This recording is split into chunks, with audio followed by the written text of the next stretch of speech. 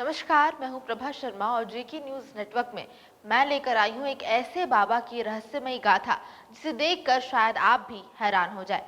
जी हां, हम बात कर रहे हैं कोडरमा जिले के डोमचांच काली मंडा स्थित परमहंस बाबा के अलौकिक शक्तियों की, जहां उनके चमत्कारों की आज भी चर्चा की जाती है।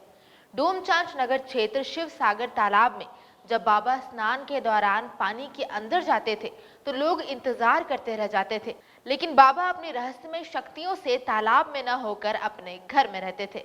आपको बता दें कि वर्तमान में उसी शिव सागर तालाब में उनकी एक प्रतिमा भी स्थापित की गई है, जहां हजारों की संख्या में श्रद्धालु आज भी प्रतिमा की पूजा अर्चना करते हैं। यही नहीं, परमहंस बाबा की 3 दिवसीय समाधि पर्व डोमचांच नगर क्षेत्र काली मंडप स्थित उनके समाधि स्थल पर मनाई जाती है। इस दौरान दूर दराज से आए स्थानीय भक्त परमहंस बाबा की महाआरती में शामिल होते हैं। उल्लेखनीय है कि श्री परमहंस बाबा का जन्म 1843 ईस्वी में गिरिडीह जिले के जमुआ के समीप गोदलीटांड में हुआ था। बाल्यावस्था से ही परिजनों को उनके रहन सहन बोलचाल में विलक्षण शक्ति होने का आभास होने लगा था।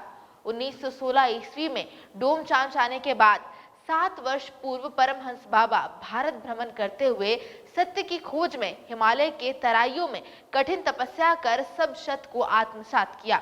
बाबा उच्च कोटि के चिंतक, लोकोपकारी संत महापुरुष थे। डोमचांच प्रवास के दौरान उन्होंने अनेक चमत्कारी कार्यों से दीन एवं असहाय लोगों के कष्टों को दूर किया। श्री बाबा 28 अक्टूबर 1961 के कार्तिक कृष्ण पंचमी को वर्तमान समाधि स्थल पर महासमाधि ली। प्रत्येक वर्ष कार्तिक कृष्ण पंचमी को महाआरती, षष्ठी तिथि को चादरपोशी तथा सप्तमी को खिचड़ी महाप्रसाद के वितरण के साथ कार्यक्रम का समापन किया जाता है। हजारों लोग श्री परमहंस बाबा की समाधि पर माथा टेक कर मन्नत मांगने आते हैं। श्री परमहंस बाबा के बारे में समाधि सेवक व शिक्षाविद उमानाथेंद्र गुरु बताते हैं कि परमहंस बाबा का जन्म गिरिडीह के गोदलीटांड में 1860 के एक मध्यम वर्ग परिवार में हुआ था। जब बाबा 5 वर्ष के थे तब उन्हें माता पिता द्वारा बीज के रूप में ज्ञान प्राप्त हुआ था। महासंत श्री लंगटा बाबा ने 9 वर्ष की आयु में इनके इस ज्ञान को और विकसित किया।